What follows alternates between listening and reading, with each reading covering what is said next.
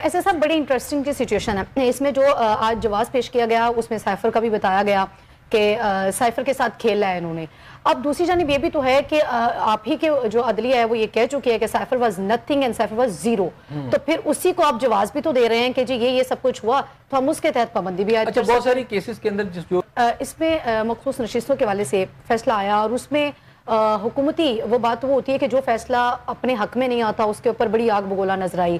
عظمہ بخاری صاحبہ کی جو پریس کانفرنس تھی یقینی طور پہ آپ نے بھی دیکھی ہوگی, اور اس میں جو الفاظ تھے ایون کہ جو مین اسٹریم میڈیا تھا اسے جو ہے وہ سینسر کرنا پڑے, اس قدر وہ تلخ الفاظ سے عدلیہ کے خلاف.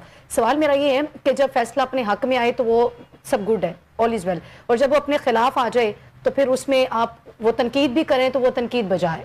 دیکھیں جب سپریم اعجاز چودھری صاحب جو لیڈ کر رہے تھے کینٹ کے اندر, تو کیا فواد چودھری صاحب بھی وہاں موجود تھے؟ اچھی ایسے صاحب اسی پوائنٹ کو آگے لے کے چلتے ہیں. اور وہ شخصیات فار ایگزامپل ابھی آپ نے کہا کہ فواد چودھری صاحب لاہور میں موجود تھے, کہیں اور موجود نہیں تھے.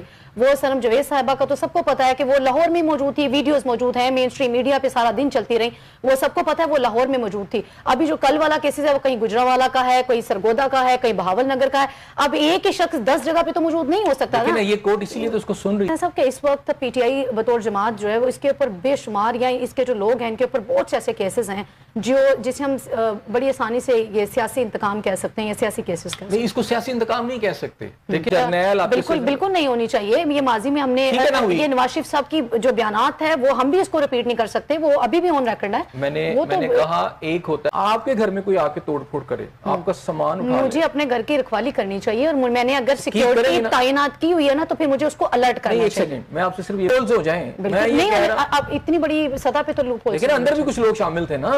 یہ جو باتیں لگی تھی کہ پھر نہیں ہونی چاہیے مداخلت, سیاست میں نہیں ہونی چاہیے. آپ تو ایک مقدس ادارہ ہیں تو پھر آپ کو اسی طرح رہنا چاہیے. لائن ثبوت دیں کہ وہ فوج ہے اس میں, کس میں کہ فوج سیاست میں لوبیس ہے. نہیں اب میں اس میں اسی لیے کہا نا, اب یہ سمپلی ایک سویپنگ سٹیٹمنٹ دے دینا یہ تو بڑا آسان ہے. جو پریس کانفرنس ہوتی ہے اس میں بے شمار دفعہ ہم نے دیکھا ہے اس میں معیشت کی بات بھی ہو رہی ہوتی ہے.